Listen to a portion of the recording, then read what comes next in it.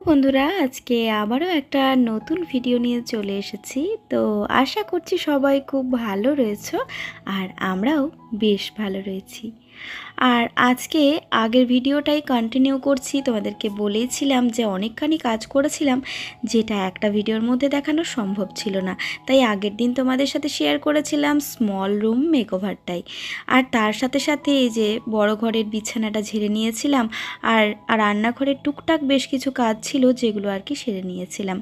যেমন এই মিক্সেপের ওপরটাতে আমার যে ইন্ডাকশানটা ছিল অনেকখানি জায়গা নিয়েছিল, তো এতটা জায়গা ইন্ডাকশানটাকে দেওয়ার প্রয়োজন ছিল না। তাই ওটাকে এইভাবে সোজাসুজি রেখে আর তার পাশে এই সমস্ত প্রয়োজনীয় জিনিসগুলো আমি রেখে দিলাম।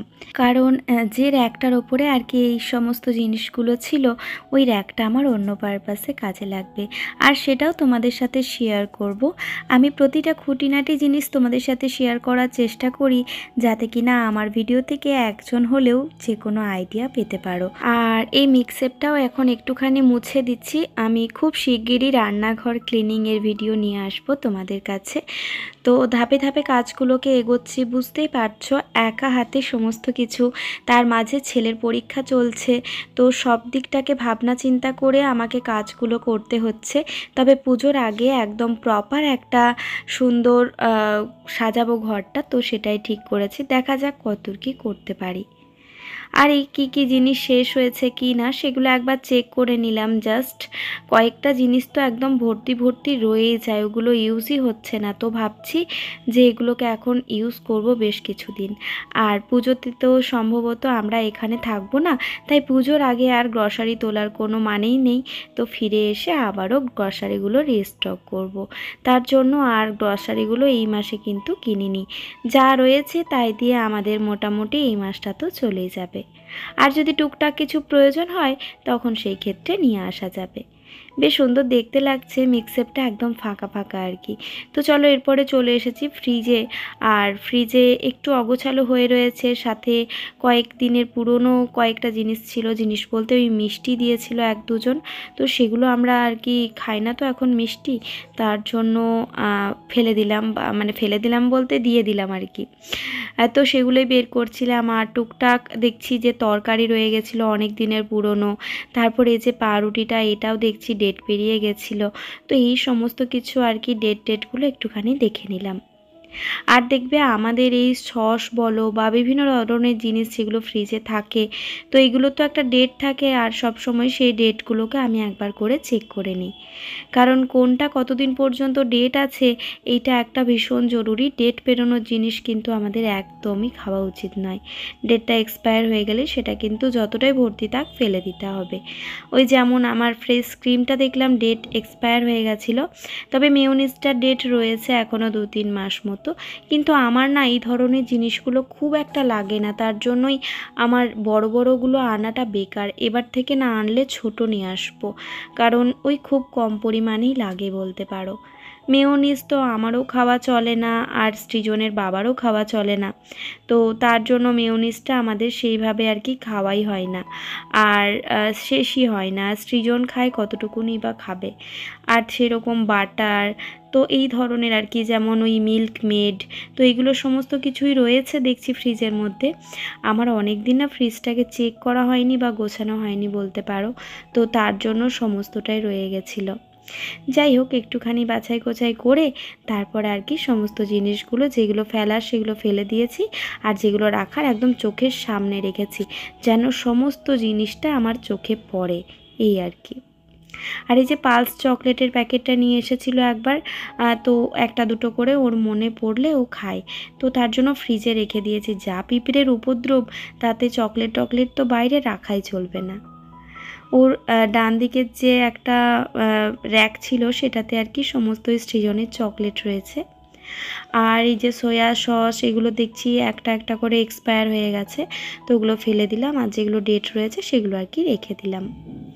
এইগুলো বেশ তখন অফারে পেয়েছিলাম 80 টাকায় 3টে, তো এইগুলো ডেট এখনও পর্যন্ত রয়েছে। খুব একটা বেশি দিন তো হয়নি, এই রিসেন্ট কেনা, তো তার জন্যই। একটু সময় সাপেক্ষ ব্যাপার। আর আজকে সেরকম একটা রান্নার ঝামেলা নেই, যার জন্য আর কি এই কাজগুলো করতে পারছি। যেদিনে আমাদের রান্নার ঝামেলা থাকে সেদিনে এই ধরনের কাজ করাটা বিশাল চাপের ব্যাপার হয়ে যায়। আর এই যে কাণ্ড ঘটেছে, সয়া সসটা দেখছি যে কিভাবে ঢাকাটা আর কি আলগা ছিল, পড়ে গেছে, সাথে সাথে মুছে দিয়েছে। ফ্রিজে যদি কোনো জিনিস পড়ে রয়ে যায় আর পরে আর সেটাকে তোলা যাবে না, তো তার জন্যই এই যে সসগুলো সব এক জায়গায় করে দিলাম, একদম হাতের কাছে পেয়ে যাব। আর তার সাথে এই যে একটা মিল্কি মেডও রয়েছে দেখছি, এটার আবার ডেট রয়েছে। ওই শীতকাল করে পায়েস টায়েস হয় তো, এই পুজোর পরে পরেই ওটা ভাবছি শেষ করে দেব। এখনও পর্যন্ত 4-5 মাস মতো ডেট রয়েছে। আর দেখবে কোনো একটা জায়গাকে অর্গানাইজ করলে মনে হয় না বাবা আর কখনো এরকম অগোছালো করব না, এইভাবেই গুছিয়ে রাখবো। কিন্তু তা কি আর হয় বলো, জিনিস ব্যবহার করতে করতে ঠিক অগোছালো হয়ে যায়।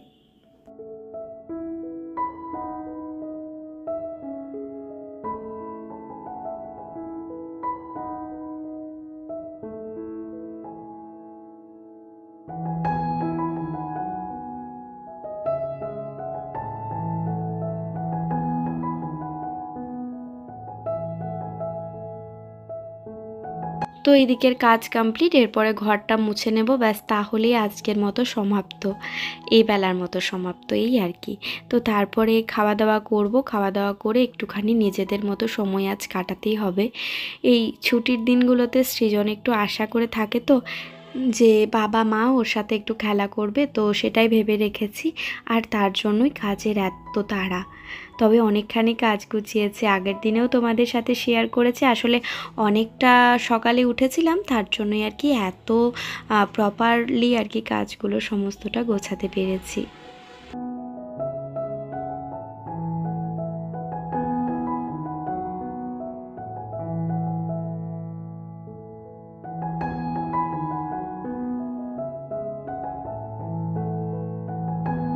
তো খাওয়া দাওয়া সেরে নিয়ে, স্নান সেরে নিয়ে তারপরে এদিকে চলে এসেছি, মানে আগে স্নান করেছি দিয়ে খেয়েছি। তো তারপরে কাপড় জামা বেশ কয়েকটা কাচারও ছিল, সেগুলো হাতেই কাচার আর কি এগুলো। তো এগুলো কেচে নিয়ে এখন এই যে মেলে দিচ্ছি।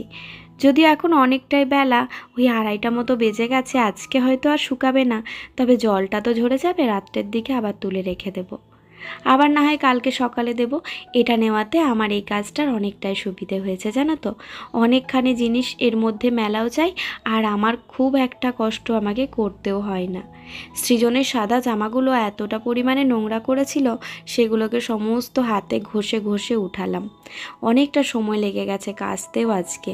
তো ভাবলাম যে অনেকটা নোংরা হয়েছে, এগুলো মেশিনে উঠবে না, তো তাই হাতে ওই সাবান দিয়ে দিয়ে ঘষে ঘষে আর কি এগুলো তুললাম। তো একদিক করে সাদা জামাগুলো মেলছি, আর আরেক দিকে এই যে সমস্ত আমার কালারিং জিনিসগুলো মেলেছি। এই দুটো জিনিস আমাকে হাতে কাচতে হয় বলতে পারো। যখন অনেকখানি সাদা জিনিস থাকে তখন আমি সাদা জামাগুলোকে দিয়েই দিই মেশিনে, কিন্তু যখন না থাকে তখন কিন্তু আমাকে হাতেই কাচতে হয়।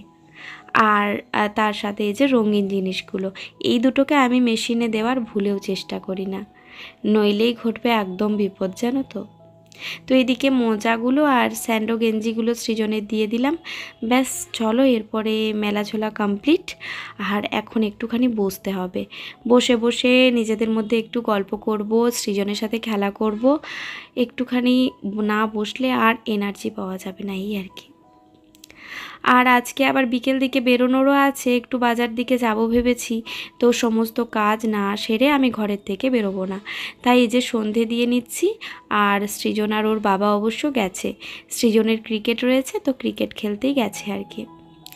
আর এই ফাঁকে আমি ভাবলাম যে রান্নাটা কমপ্লিট করে নিই সন্ধে দিয়ে, তাহলে রাত্রে এসেই ওদেরকে খাবার দিতে পারবো।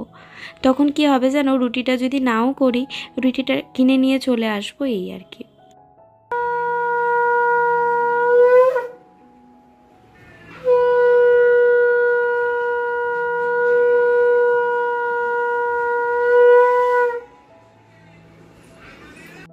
তরকারিটা প্রায় হয়েই এসেছে, এবারে ধনেপাতা আর একটুখানি আদা গ্রেট করে দিয়ে দেবো।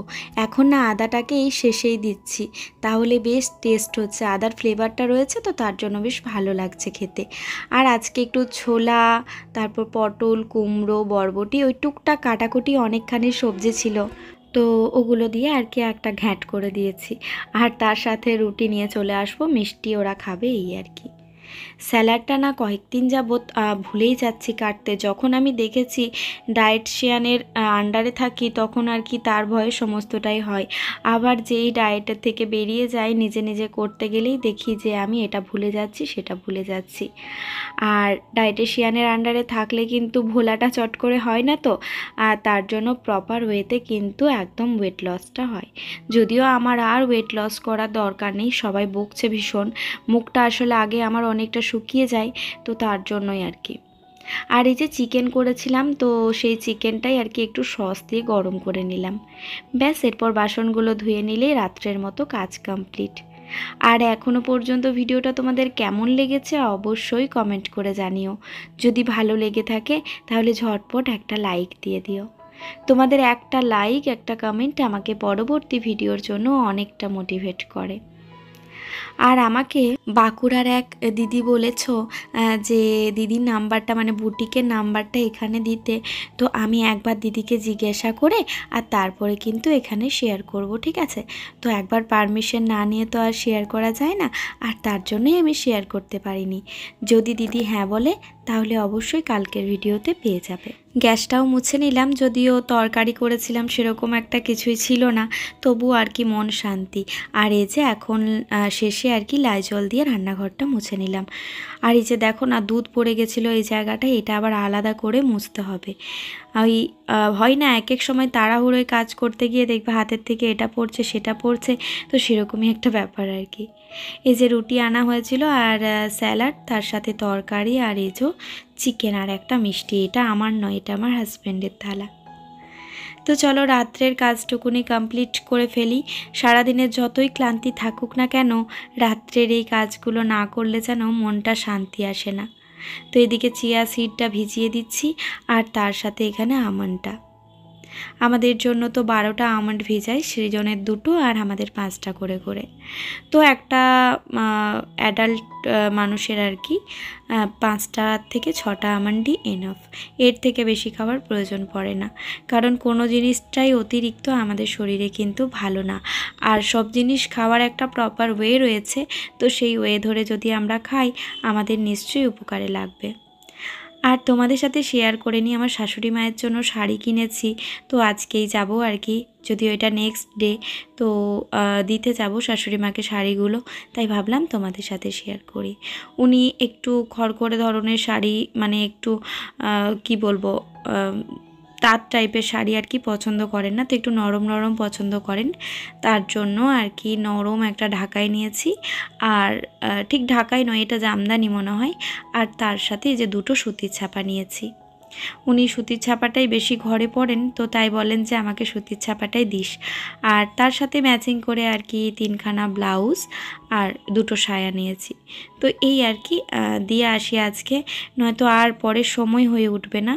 সামনে সৃজনের পরীক্ষা, তো এই আর কি চলছে যেহেতু, তার জন্যই।